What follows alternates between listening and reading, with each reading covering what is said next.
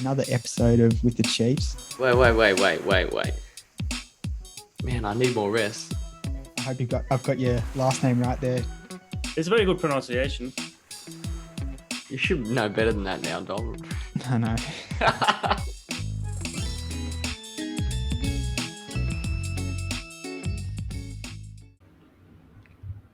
Welcome back to another episode of With the Chiefs. We're joined today by another legend, Sota Maehara. Sota is an incredibly talented runner, recently running a 10K PB at the Sydney 10 with a time of 32:42, sucked in Smitty.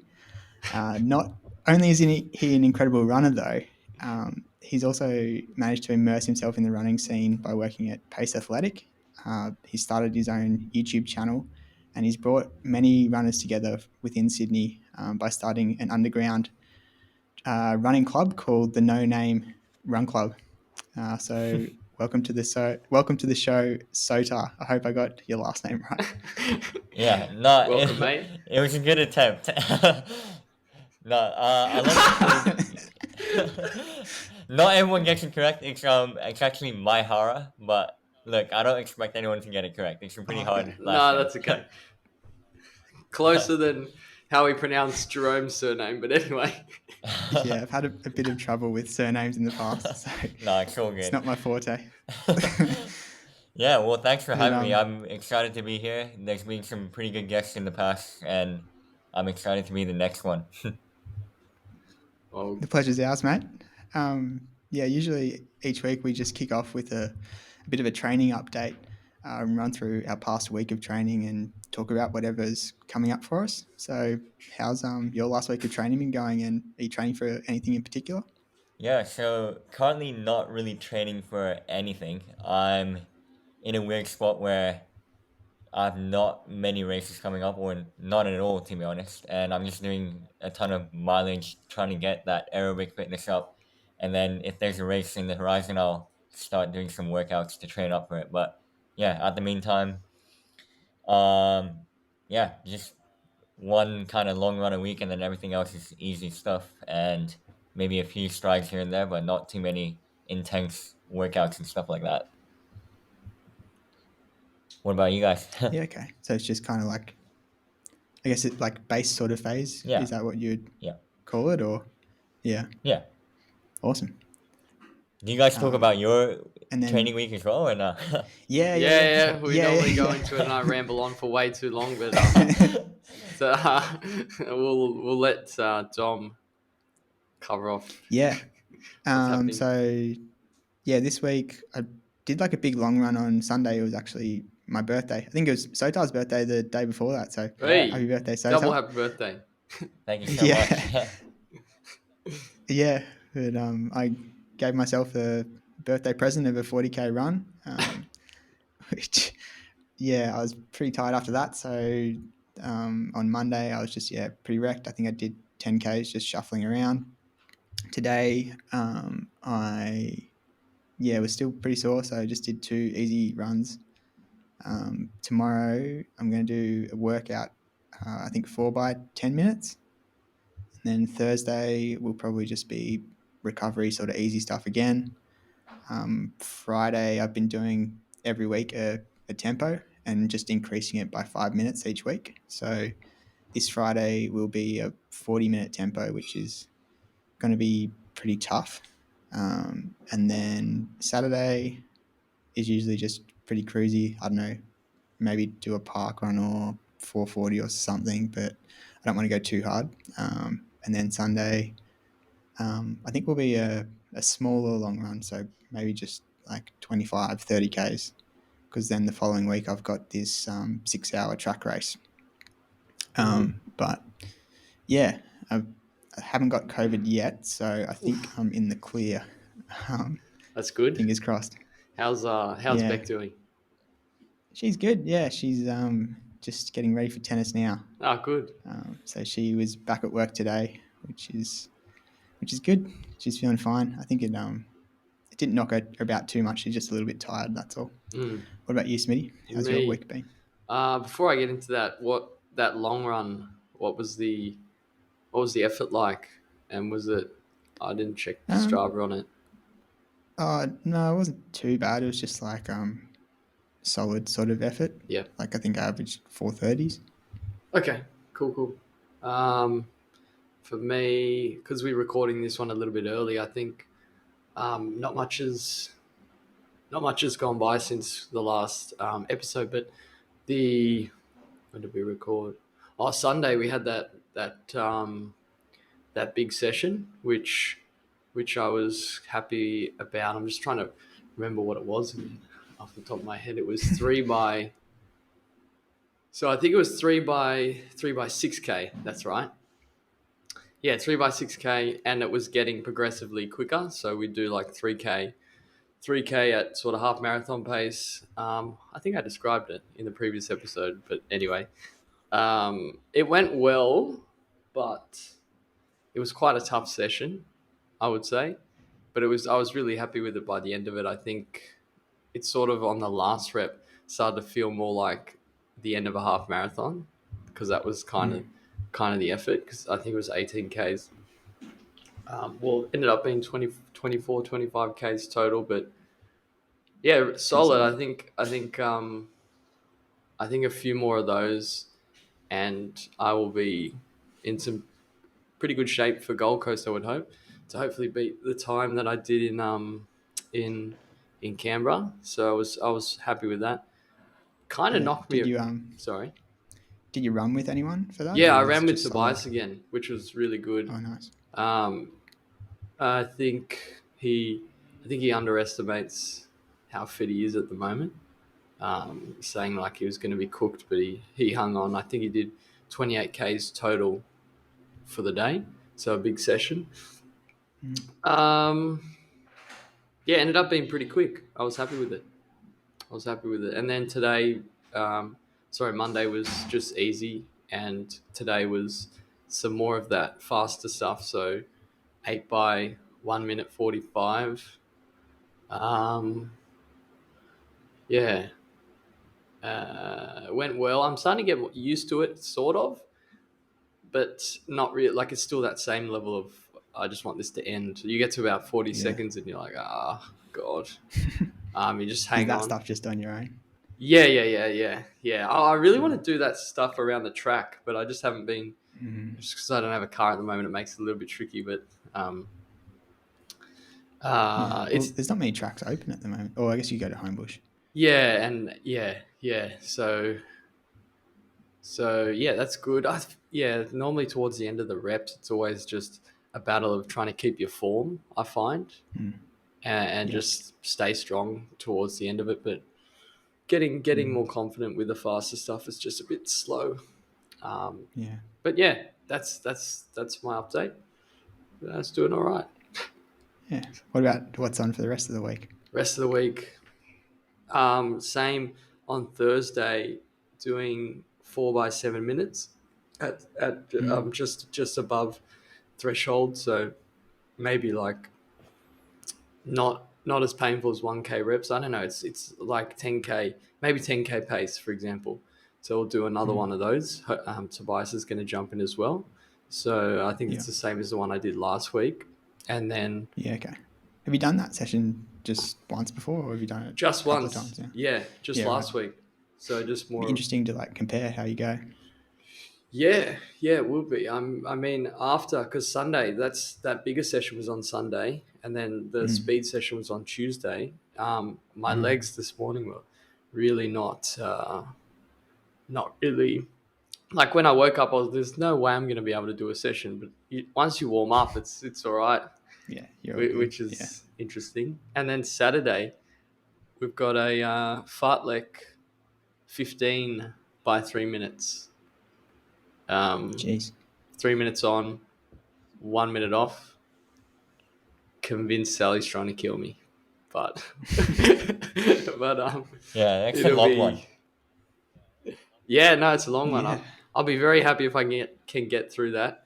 But good thing, most of the easy runs are super easy, like 5 minute pace sort of thing. So I'll try and take advantage of that. Yeah. And then long run Sunday, or It's not in the program yet, actually. okay. So I have to double check. But I imagine it's gonna be an easy long run. Yeah, that's like 3 big workouts. Yeah, but it's good. It's like keeps me on my toes, if that makes sense. Like, I'm always like wondering if I'm gonna be able to do the session, Yeah, and it's always yeah. like a big push as well. Mm, So I don't know if that might get old, um, or just hard to maintain mentally, but it's working really well so mm, far. yeah, Uh, that's good. yeah, Yeah, it looks like you're running well at the moment, so yeah, yeah, just keep the ball rolling when you're in that zone. yeah. But yeah, we've got with us Sota today, so yeah, we should probably make the most of that. Sota, welcome to the show. How did you sort of like get started in running? Yeah, so I feel like a lot of people have similar stories, but I started running because I used to play soccer or football, and everyone around me started to get pretty big, whereas I hit puberty pretty late, and I was like one of the smallest guys around me, and I feel like it was, well, I felt like running was more suited towards my body type, and I gave it a go and was all right at it. I think my first 10K ever was like a 40, I think it was a 44-minute 10K at age 14, I believe, which isn't Wow. anything Solid. special, but like, yeah, it was all right, and I enjoyed it, so I thought I'd continue for the meantime. And then my school started having like an academy thing where we train a bit more often and seriously. And I had like an American coach that kind of knew his stuff, and he trained me up a bit. And then I started running like 38 or 37 in about a year ish, which is pretty good for 10K. Wow. And I think my Yeah, yeah. 5K dropped down to like 18, 20 or something like that. But yeah, it was just steady progress for like a year or two. And then I fell in love with the sport from then on. Yeah, that's pretty cool. And you've had like a bit of an interesting sort of childhood. Like you were like born in Japan, and then you went to school in Thailand, and then now you're here talking to us in Sydney, Australia. So Yeah. it's very like international upbringing. What was that like? Yeah, well, I think my mom went to the US for about a year or something like that when she was quite young, and that's when she realized that she liked international education, or like just not Japanese education, I guess. And her goal from then on was to get her kids to go to like an English school or whatever. And I mean, yeah, I've not experienced Japanese school life, so I don't know what it's like. But I mean, I've had a pretty good time, and I don't think I regret, you know, studying internationally and everything, because I've met a ton of people from different countries. And yeah, I mean, here I am in Australia as well. I think if I went to Japanese school, probably would have ended up in Japan for university as well. So I'm glad I got to spice up my life a bit.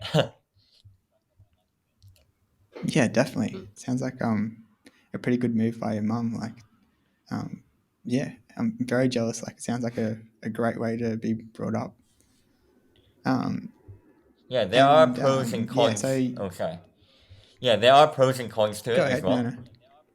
well. Um, Hmm. like, I mean, sometimes I feel like I wish I was just Australian so I can kind of stay here without worrying about what my visa situation is going to be like in a year or two and stuff like that. But I mean, I guess Yeah. that also leaves some fluidity and flexibility as to where or what countries I can move to down the line as well. So I'm not really stuck in one spot, but yeah, there are pros and cons, but that's pretty normal, I guess.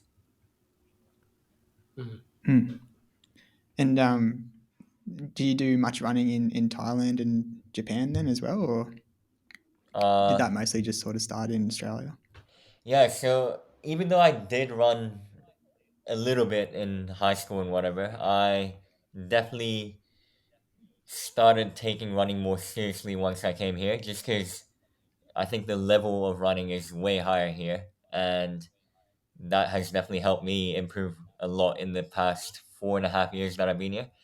Um, yeah, Thailand was just like in your own bubble in high school, like not too much competition. There were a few, but yeah, just being surrounded by insanely talented athletes around here has definitely helped me quite a lot, and I really kind of appreciate the really good running community I have here because we don't really get that in other countries. Because like I realized when I was in Japan that here in Sydney you can easily run with very good runners that are way better than you. But when I'm in Japan, all the training groups are like quite isolated, um, and pretty Mm. exclusive. So if I were to try and find like runners that are better than me to run with, it'll be really, really difficult. Whereas here, everyone's kind of flowy between different clubs. Like, I don't know, you've been in Delta at one point, Dom, and you're also in Turbo Runners. Mm. And I'm actually not sure what Yeah. club you're with, Luke. I don't. We haven't properly had a chat before, so we should Yeah. probably go for a run sometime soon and get to know each other more as well. Yeah, definitely. I'm a lone wolf at the moment, but still I should actually be more a part of the running community, but yeah, just run with Dom for the most part, and now I'm becoming more involved, I would say. Yeah. Run with the Chiefs. Yeah. Yeah.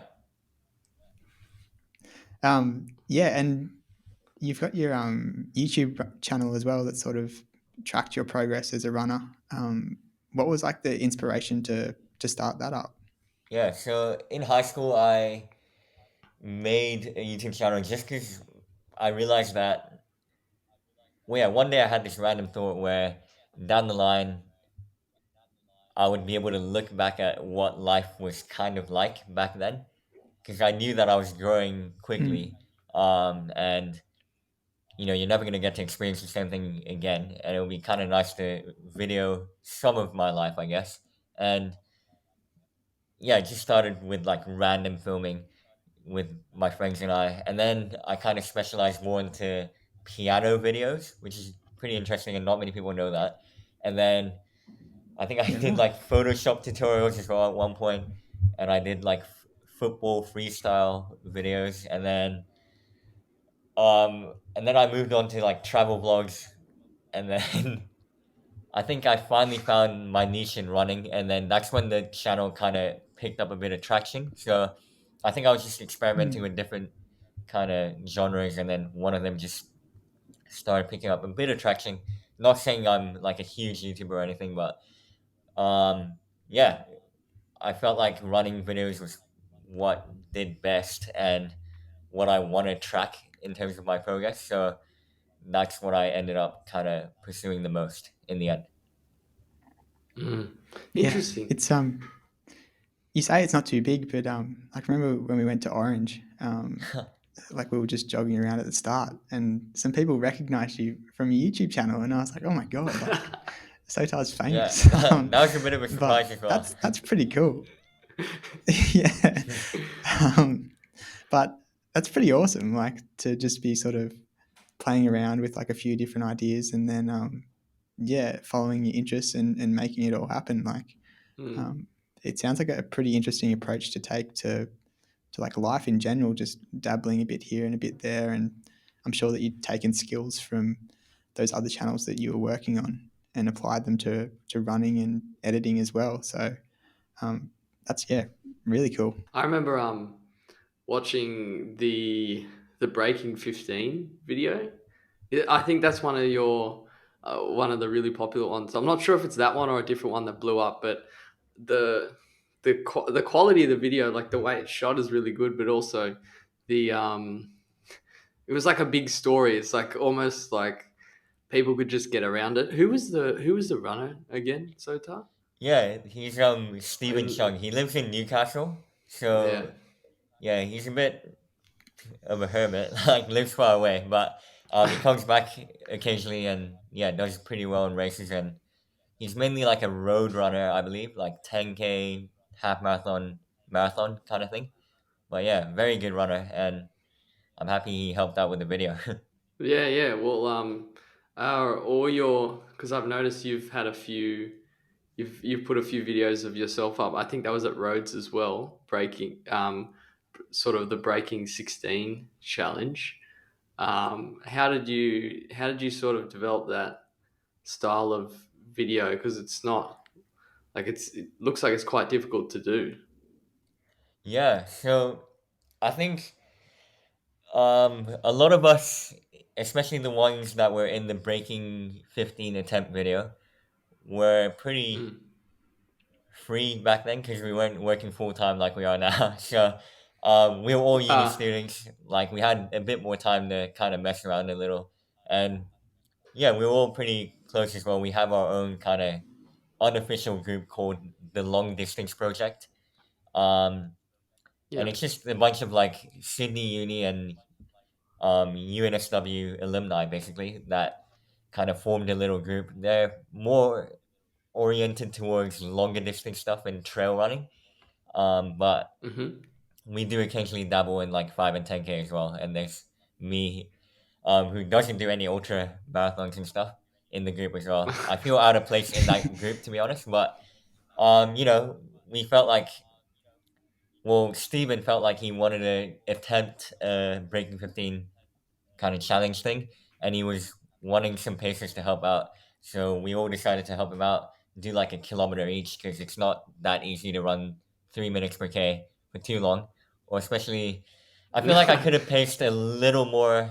Well, I can pace a little more now, but back then I wasn't too familiar with that kind of fast pace, so I only paced per kilometer. But yeah, and then I guess it randomly came up in my head that it would be kind of cool to record it as well because we were gonna have a few bike pacers on the way of cycling along us. So I asked if one of my friends could hold the GoPro, and then yeah, it just all kind of fell into place. So it wasn't really planned as much as it may seem, but it just happened. And I think that's what's special about that video Mm. because we can all look back at it now and kind of get some nice memories of it. And we will definitely do a part two at some point. So stay tuned for that as well.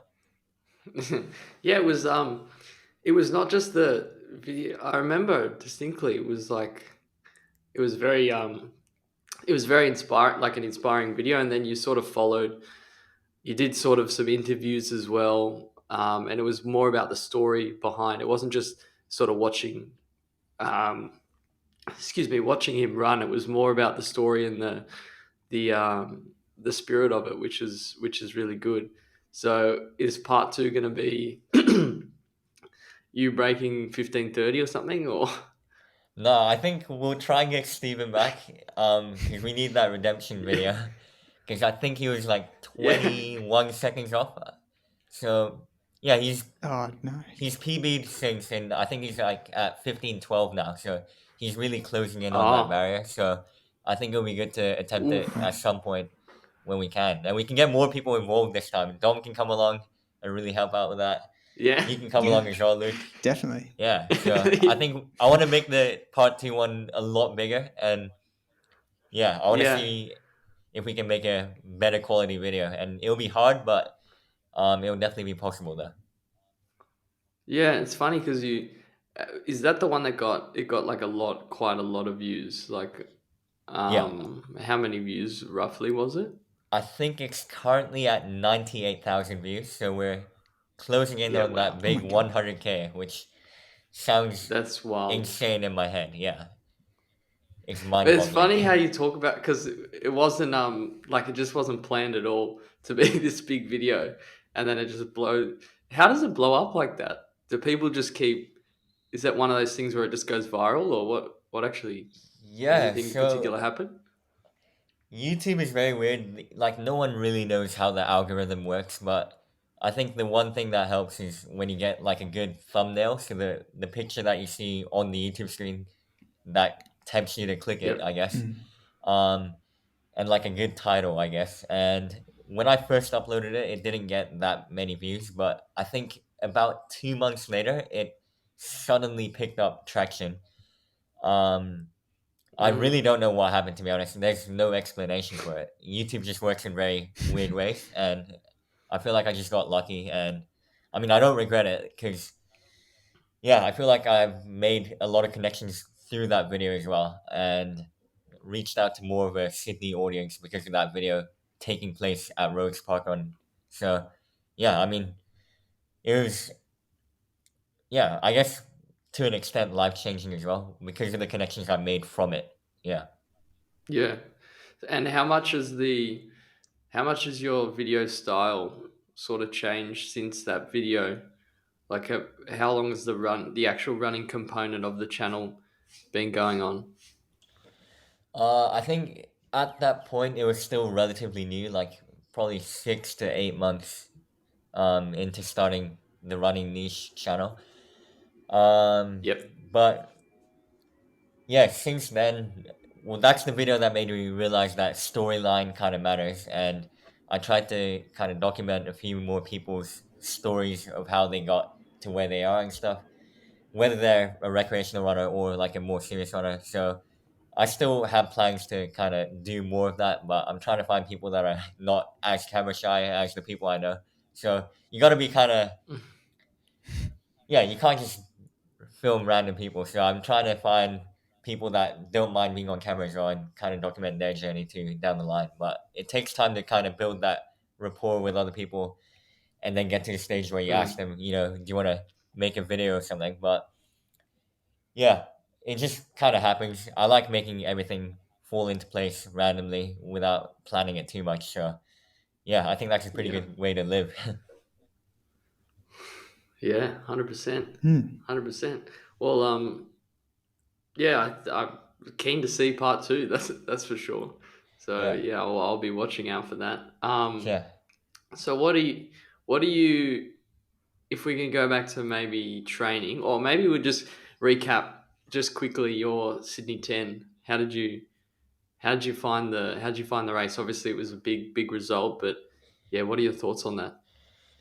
Yeah, so I signed up for it about a month before. I think it was the last day of the early bird price. And I was really on the fence, didn't really know if I wanted to do it, but I missed out last year and like I knew it was a flat 10K course. I knew I wasn't like my training wasn't perfect, but I knew I was fitter than what my previous 10K PB was, which was 35:57. So I said, look, it Yeah. looked really fun last year. Let's give it a go. Even though I haven't like had that many workouts that indicate how fit I am at the time. But I was like, we're gonna give it a go, see what happens. And I mean, yeah, no regrets. It was such a good race, really good kind of field with many people because I didn't think that, a 32:42 10K would get 52nd place or whatever I got. Um, but that just shows how stacked the field is, right? Like, I Yeah. think I checked afterwards, and if you ran a 39:59, so just under 40 minutes, you would only place 348th, which is an Wow. insane stat, right? Like, where else do you get that kind of depth in a 10K race? Definitely not in Thailand, um, or maybe, yeah, probably not even in Japan. I don't really know Japanese running that well, but point being, it's a really good race, and I really recommend other people to do it. Going in, I didn't have too big of an expectation. I thought I was gonna run like 34 flat or something, and then I just ended up being in a really good pack, and they pulled me through. Mhm. Did you say Smitty at all during the race? Um, I feel like I was He always was probably behind. just behind you. no, no, I don't know. So the answer is I don't know because I feel like I met I met you at the finish line, At the right? That's end when of we the first race, talked to yeah, each other. yeah, Yeah, exactly. yeah. So So he wouldn't have um known who I was. yeah, but now I do, and Yeah. I'm glad to be on the podcast. Yeah, no. As Yeah, in, there you go. I remember I was trying to chase you down a little bit, but there was no chance. There was only a few instances where I could see you Right, yeah. out front, but it was a great race. It was a great race. But that's a weird. It's like a massive, um, just smashed expectations. I think for a lot of runners, which is where Dom's Wait, conspiracy theory ties in. But anyway, about the course. But what is the um, conspiracy theory? Is it short? Don't tell me that. I don't know. We might have to edit that. Dom's gone all quiet. Okay, we But, can. We can edit it. Well, that's funny. All right. Well, can we go? If we go into a bit of your training, so what was it like when you started doing structured training? Like, how did you start? And what did it look like? Yeah. So, um, to be super honest with you, I've been really on and off injury for the first let's say 3 or 4 years of my running, and in about only about 1 year ago is when I finally started um, having a bit more consistency and structure. And working at Pace Athletic, I think, really helped me because you're working with like really good runners who have Mm. pretty insane accomplishments. And I think there was one day when I was working with Sam Hopper, who most of the viewers might know already. He gave me a bit of guidance on how to kind of structure a week of training. And yeah, he basically said something along the lines of 2 long runs, 2 kind of workouts, one of them longer tempo-ish workout, and one of them like a speed workout. And yeah, just fill the rest in with the easy runs. And he gave me, well, he actually wrote down on a piece of paper what I could do that could fit my schedule. And Mm. that was pretty helpful guidance because I've never really had like a proper coach that overlooks my week of training every single week. And I don't think I will get a coach anytime soon. I feel like once you get to a certain stage, you kind of know what to do. And at the same time, I also want to have a bit of fluidity in my training because it's really handy not being kind of stuck with one training program because that allows me to train with turbo runners or King's Cross Track Club or Delta when I want to hop in on a Tuesday session or something, or all the other clubs that I'm kind of part of. And yeah, I feel like that's a pretty good way to train because it just takes away the pressure a little bit of someone always overlooking your training, and you can have a bit more fun with it, which is what I want to do because I'm in running for the long term. And this is not to go against anyone who has a coach. I mean, it works for some people, but I think I'm the sort of person that definitely needs a bit of fluidity, I think. And I change my mind a lot Yeah. and do random stuff.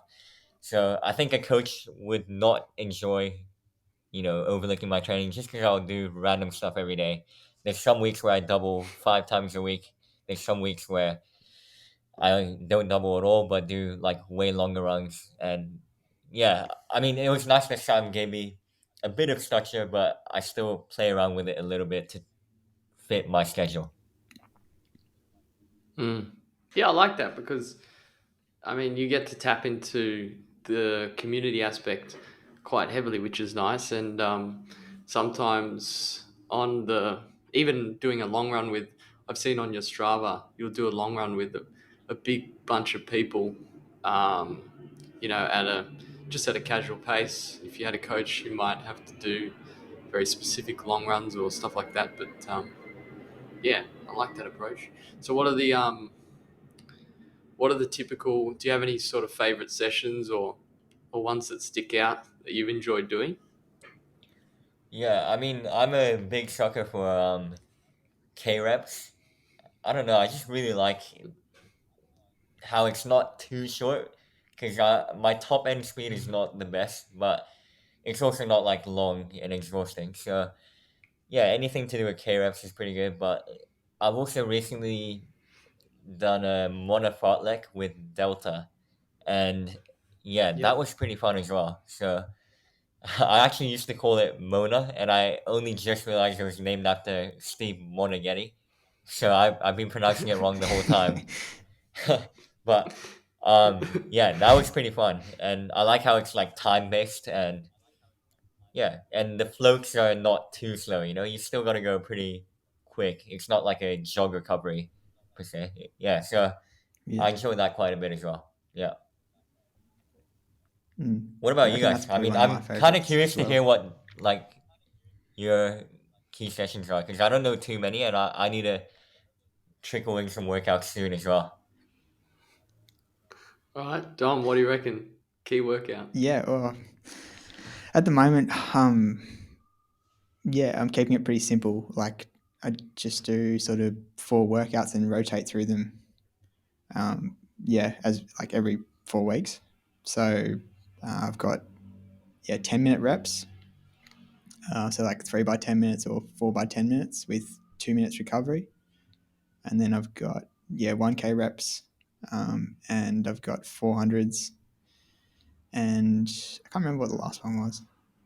Yeah, but there's something else in there as well, and I'm just doing those on like repeat at the moment, just to keep it simple. I don't know. Sometimes I feel like I just get a bit carried away with all these crazy session ideas. So for me, just taking it back a bit and dumbing it down is my approach for the moment. What about you, Smitty? Um, I would say the shorter stuff is becoming more of a staple of my running week now, or it's just I've realized it's something I've overlooked for quite a bit of time, and I've enjoyed sort of struggling through that. So that's the maybe like your VO2 max stuff or stuff that's a bit quicker than your K reps. So what's been programmed in for me, which I've talked about quite a bit in the past, is those and even in earlier in the episode is the sort of 600. It works out to be about 600 meters, but like hard. I feel like that's given me a lot of strength when just like for example, when I'm doing a separate threshold session, I feel like I can turn my legs a bit quicker towards the end and still keep my strength. So I feel like it's translated over to that. Whereas before, say maybe like when did I start? Maybe 6 months ago, before I was doing this training program with Sally, I did just more threshold work and long runs. So I was really lacking that, which is why I think a big part of why I was able to run well at Sydney 10. So that I feel is going to be more of a staple in the running week, depending on what I'm training for. And then I like a um, threshold. I like threshold reps. So like your maybe anywhere from 2 to 6K rep with a shorter rest, or like a um, was Jerome said a good grind. He was calling when he was on the episode is like a 50 minute. I can't remember what he said specifically, but those are your longer tempos. I like doing those. So those are probably my two. And then emphasis on easy running to recover as well. Otherwise, yeah, can get a bit carried away. But um, do you do much speed, Sota, or not? Like Yeah, shorter stuff? not too much to be honest, but that is something I slowly want to work on while I'm young, right? Yeah, Because your speed's gonna go way quicker yeah, than your endurance. So yeah, I think yeah, I want to make the most of it and do some track stuff. Hopefully, sometime soon. yeah. I did buy a dragonfly spike, and I've only used it once so far. So gotta use it while I can. Yeah. Well, a, you're quite a big fan of shoes, I would imagine, and working at pace. What are some of your go tos at the moment? Yeah, so I went to Japan for 2 weeks and I couldn't bring like my 30 pairs of shoes. So obviously I had to pick some of my favorites. And what I ended up bringing was a Saucony Endorphin Speed, which I'm sure a lot of you will know about because it's a very popular shoe. Um, Yeah. so it's a versatile shoe with a nylon or plastic plate in it, with a nice rocker that kind of, you know, um, launches you forward. And I also brought a daily trainer called the New Balance 1080 V12, which I'm sure you guys might be familiar with as well. So two pretty Yeah. popular shoes, but Hmm. yeah, they seem to be what were comfortable 2 weeks ago. I really changed my shoes quite a lot, but yeah, I think recently I've been enjoying that, and I mean I love my Vaporfly Next Percent, but I only really use it for races and like very occasionally a few workouts. Yeah. Mm. Yeah, interesting. Interesting. Yeah, good choice of shoes. Mm, But I think that, yeah, like they're pretty common shoes. I've got the 1080s. Smitty's got the speeds. So I yeah. think it's in, yeah, most runner would have Yeah. either one of those shoes probably, if not both. But yeah, what's working at pace like? Has that sort of broadened your shoe knowledge? Like, Yeah. are there any sort of tips or tricks that you know now that you wouldn't have known previous? Yeah. I think, well, first of all, working at Pace has been like amazing. I absolutely love it, and I think it was the best opportunity that's ever come to me randomly. Um, it was just like a friend that kind of referred me, and then yeah, it ended up working out. But I actually need to shout out Jerome for kind of recommending me to try and get into Pace. And then everything else kind of Yeah. worked out because I knew a few people who worked there and then they helped me out. But yeah, I guess tips and tricks.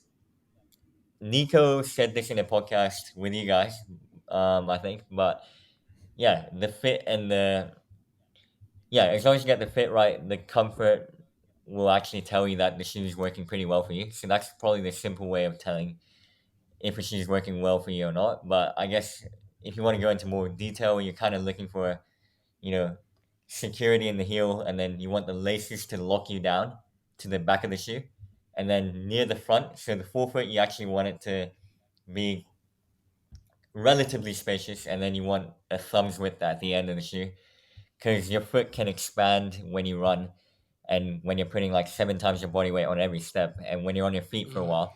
So yeah, it's actually pretty important to have space at the front, and that's one thing I kind of didn't know beforehand. And yeah, I started buying like way bigger shoes after starting working at Pace, and it's been pretty game changing. And I feel like I need to attribute the fact that I can run more miles down to kind of wearing better fitting shoes, I can say. And mm, the other thing is like wearing the same shoe all the time is also like kind of going to the gym and doing the same exercise every single day. So that would mean you're only working one kind of specific muscle or muscle group, and you're not kind of evening out the load. So it's good to rotate your shoes because it just evens out the load. Some shoes move the load up to the knee in the hip. Some shoes will keep the load within the foot and the ankle.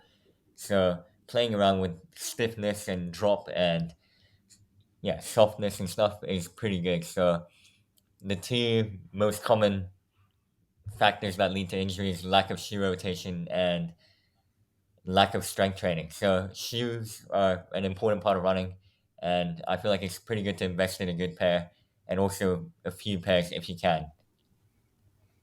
mm. I never Yeah, thought of it like that. definitely. What?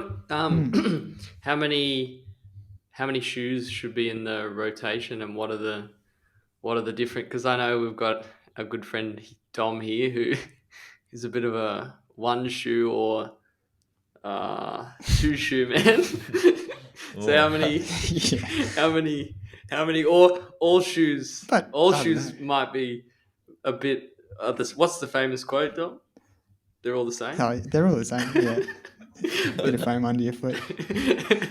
but how many different shoes or types of shoe do you think people should have in their rotation? Yes, I think it depends on how frequent you're running. So if you're running like twice a week, I think that's enough time for your shoe to kind of decompress because your shoe compresses every time you use it. And yeah, I feel like you can get away with one shoe for 2 runs a week, but when you start to get to like three, 4, or 5, that's when you want to introduce like another shoe. But yeah, in an ideal world, it's pretty good to have like 4 or 5, which sounds insane to a lot of people, but you're really looking after your feet by doing that. Um, but that being said, like I am pretty surprised Dom can get away with like 1 or 2 shoes and do all those miles and intensity. Like I'm pretty impressed. Yeah, well, Eh, I don't know. I wear different shoes for workouts, yeah, um, Yeah. but that's about it. yeah. got a pair of shoes that I do my easy running and long runs in, and a pair of shoes that I do my workouts in, and Yeah. that's it. Yeah. Well, Sorry, Dom. and sorry. Go on. No, go on. Yeah. Sorry. Yeah. Sorry. um.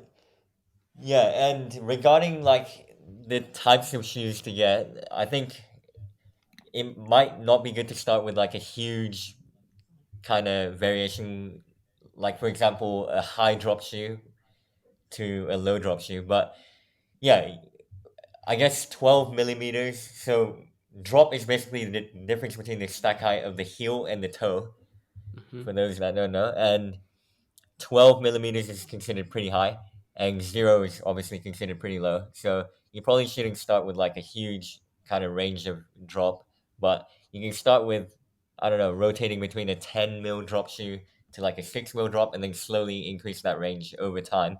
Because like a higher drop shoe actually moves the center mass forward a little bit, and that's a bit more taxing on your knees and stuff, whereas a lower drop shoe will move the center mass back because your heel is kind of closer to the floor, and it keeps the load within the foot a little more. So you can really play around with center mass and a lot of different stuff with shoes. So yeah, I think even for Dom, it'll be good to kind of get a few more shoes in the rotation, and Yeah, definitely. yeah, kind of even out the load a yeah, I'll bit. have to Because invest in yeah, a few depending on pairs. how my leg feels, I can literally pick a shoe that will work for me better.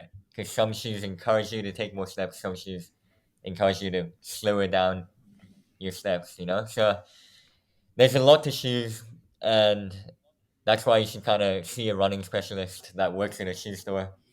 And yeah, they'll tell you everything when you go there. Like, we all love to talk about shoes. Like, I feel like I talk to my customers quite a while about shoes when they come in, because I really want to give them the whole experience and kind of go through all the factors if I can. Yeah. Oh, interesting. Definitely. Yeah. Well, it sounds like there's a lot to it. So, yeah, it's definitely worthwhile going in to see Sota or someone else similar to him. Um, yeah. So, yeah. So you've been running for a little while now. Then, how many years or so would you reckon? Since 2014 was when I kind of got into it, but yeah, I guess quite a while now. Yeah, time has flown. I feel like it's Yeah. been Wow. quite a while now. Yeah. Yeah, before I knew. It's crazy. 2014 doesn't sound like that long ago, but it Yeah, actually, it's like, yeah, It yeah, is, yeah. 8 years. yeah. But yeah, what are like some of the lessons that running sort of taught you in that time? Is there anything that's sort of, I don't know, translated into other areas of your life, or Yeah, any big sort of takeaways that?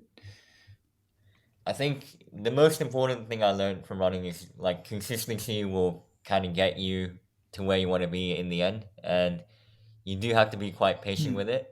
And being a guy that kind of likes doing a bit of everything, because as you heard earlier, I had a lot of different YouTube niches in the past. It was Mm. important for me to kind of learn from running that if you stick to one thing and focus on the long term aspect, you're really gonna, yeah, it just accumulates over time, and you can do some pretty cool stuff. And obviously, I'm not like an elite runner yet, but um, I am definitely trending in a good direction over time. And yeah, I feel like patience and consistency is something I really kind of took from running and brought to other areas of my life as well. And yeah, I think just being in the running community has also opened a lot of doors, which I also appreciate and is invaluable. So yeah, those would be the two kind of main things that I've taken away from running. Mm. Yeah, that's a really good answer. Like, yeah, I think that they're two pretty good lessons, especially consistency and being able to apply that into other areas. Yeah, I think eventually everything will sort of get better. You just have to be patient. Yeah, Um, running's very yeah, kind of just repeating very similar things over and over again. So that's where I think maybe the community aspect comes in as well. 'Cause it's more, it's more, it's not just about training and doing the same thing over and over again, even though that can be in a way fun. But it sounds like you've tied in many different things like YouTube, yeah, creating the content and community, all those sorts of things. So um, yeah, and work obviously as well. So that's pretty cool.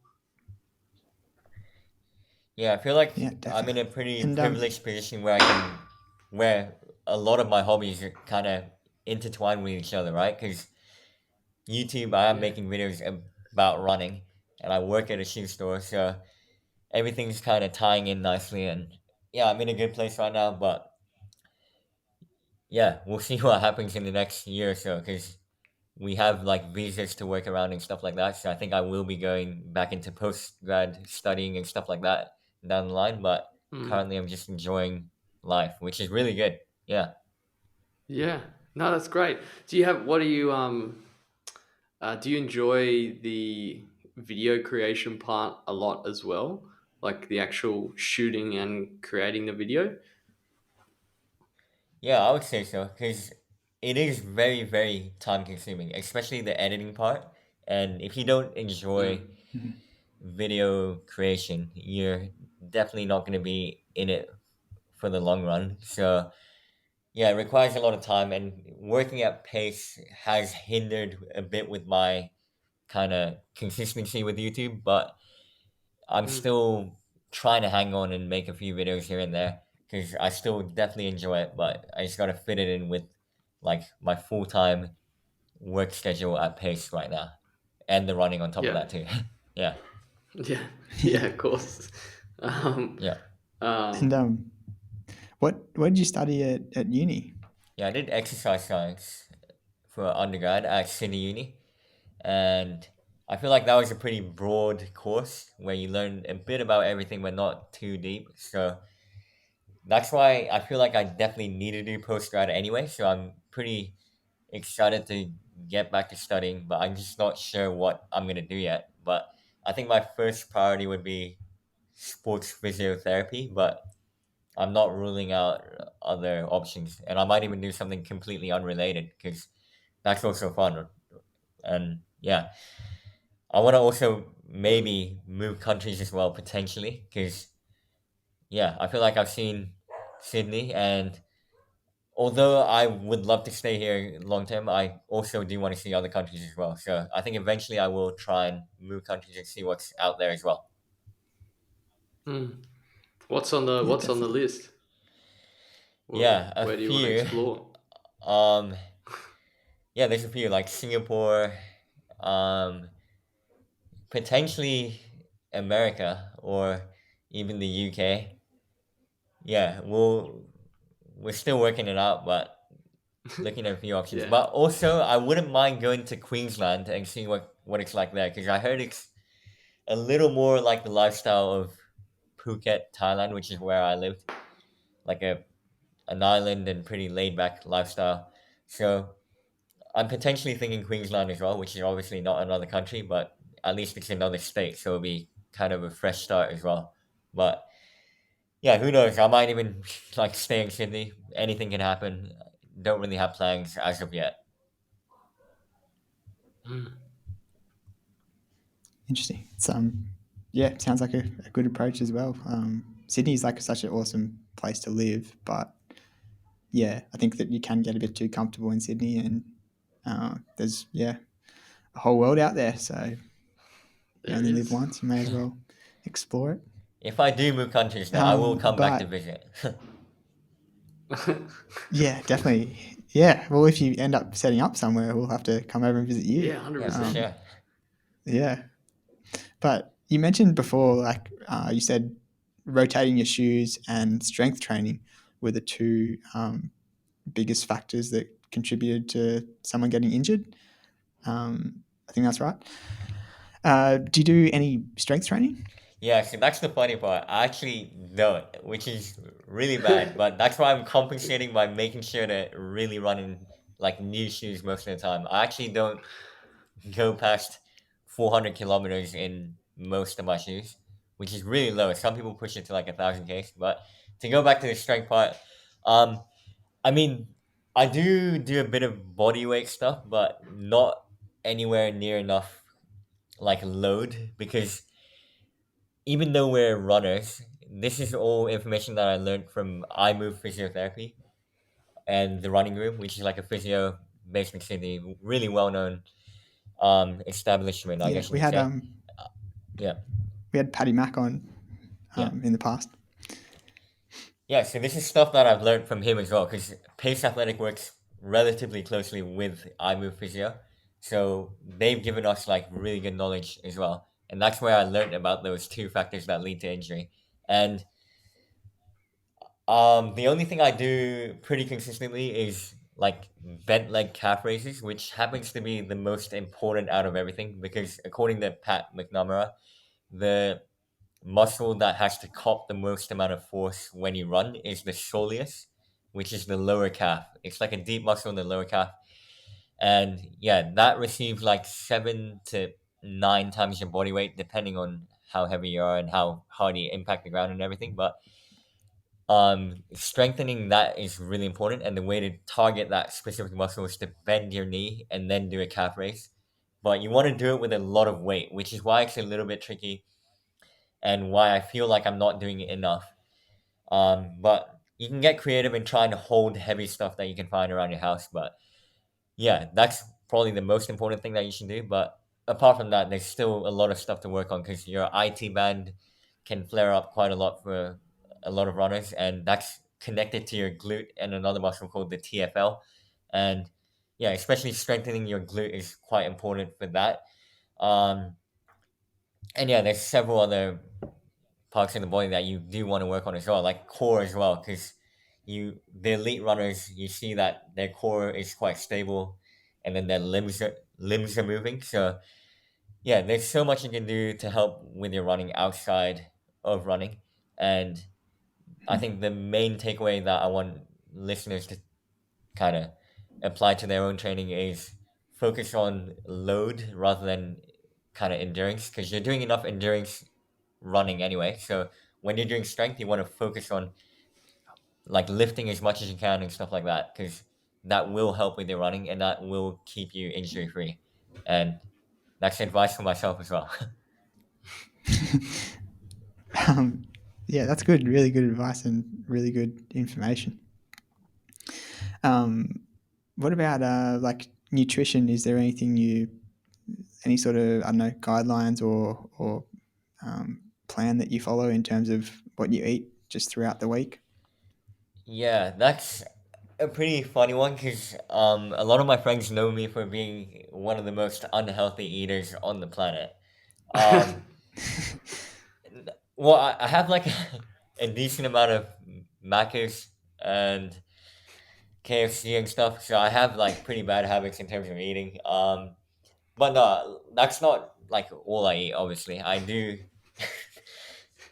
eat like a normal human most of the time, but I guess I like to treat myself more often than other runners would, because I have Macca's like I reckon once or twice a week, which is quite frequent for a runner, I would say. Wow. So yeah, Yeah. I'm not really strict with my diet, but I feel like that works for me, just because I think I have a naturally high metabolism rate, because my weight is so consistent no matter how much I eat or what I eat. So I try and eat intuitively. I know my limits. Like I eat when I'm hungry. Um, and yeah, I try to be aware of when I'm actually hungry or when I'm bored and I want to eat and stuff like that. So I never really overeat. I just kind of listen to my body, and yeah, it's been working for me. So I'm not really planning on changing it anytime soon, unless like health conditions arise down the line. Then I'll definitely look into getting a nutritionist or something like that. But I don't know. I'm actually curious what you guys do for nutrition. Do you guys eat healthier or? Oof.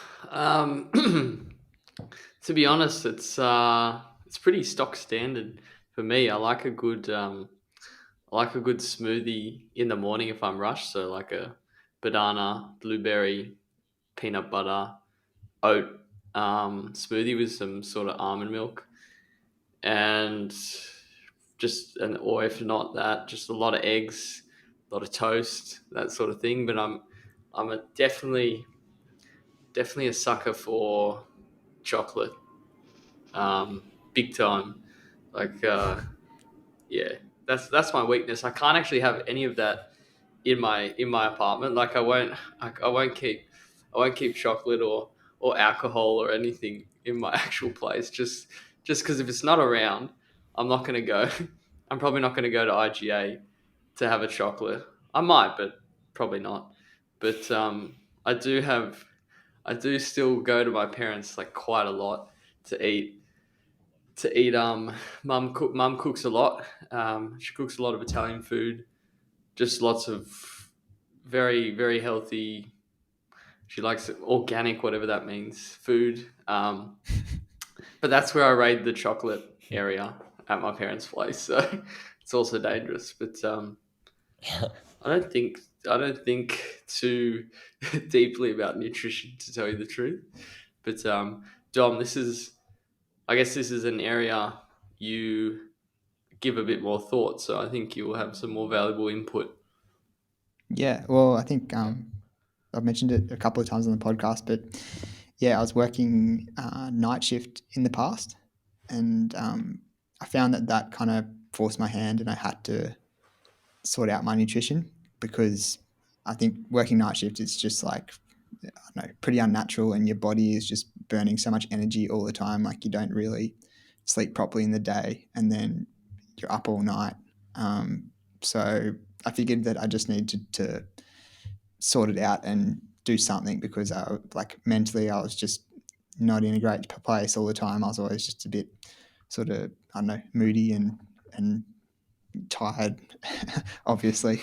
Um, so yeah, I went and saw a nutritionalist, and his big thing was to follow like the alkaline diet, which is pretty much like just going vegetarian. But that really helped, and it was good to have like um, just some sort of target to focus on because I feel like um, rather than just reaching for any food, knowing that okay, like I'm just in that mental space of like okay, this is the diet that I'm following, or this is the principles that I'm applying to my eating. I guess it's like running. Like you don't do two hard sessions in a row. Um, so I don't know. I kind of apply that same mentality to what I was eating. And it's like, okay, I'm eating this, and this is why I'm eating it. And I found that really helped just to sort of, yeah, give me a bit more energy, and it really helped with all my running and helped with my whole life. So yeah, I found that was quite interesting. At the moment, I don't really follow it as strictly, and um, but I still, yeah, it's good knowledge to have, and I'm glad that I did it because, yeah, you only know what you've tried, and I feel like I learned a lot from that. But yeah, I think in the future I might look into other diets or more nutritional stuff. But yeah, no, that was my sort of nutritional experience and how I sort of base my diet at the moment. It's mostly vegetarian, probably eat meat maybe, I don't know, 2 or 3 times a week max. Mm. But yeah. What about on race day? What does your diet look like in the lead up to that? Yeah, well, most of the time I try to eat carb heavy, but because I'm not really like a long distance runner, I don't really need a carb load or anything like that. So I don't do anything too crazy. But on race day, I usually have like just toast with peanut butter and honey and banana on top. So pretty standard stuff for Australians, I think. Mm. Like I hear a lot of people say that's their go-to meal, but yeah. I also tried. You guys know Morton, right? Morton gel. I tried the Mm. caffeinated Yep. version of that for Sydney 10 for the first time ever. Oh yeah. And I know that it's not really a long race, so you don't have to. But I heard a lot of people say that it gives you that kind of boost. So I had that around 20 minutes before the race, and I feel like that helped me. Well, I'm not sure. I'll never know, Mm. but Yeah, so I tried that and I had a good race. So I think I'll be doing that a few more times. But yeah, that's kind of my race day Yeah. nutrition. Yeah, Good nice. stuff. What I can't imagine it'd hurt you. Yeah. what are you what are your plans in terms of racing? Are you thinking about doing any longer stuff, or are you thinking not too Trail much runs. further in the future, or what do you Yeah, reckon? well, so I'm really, really slowly building up the distance. So I started as like a well, yeah, 5 and 10K runner. But then when I Yep. came to Sydney, I actually dialed it down back to 5K. Just because there's parkrun here, and we didn't have that in Thailand. Thailand was a place where there were mainly 10K races. There weren't any 5Ks. So when yeah, during uni, I did a lot of 5Ks. Recently, I started looking into doing a bit more 10K. And now I want to start looking at half marathons, but Mm.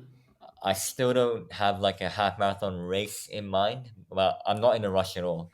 But this is some exclusive news that I'm disclosing in the podcast, especially.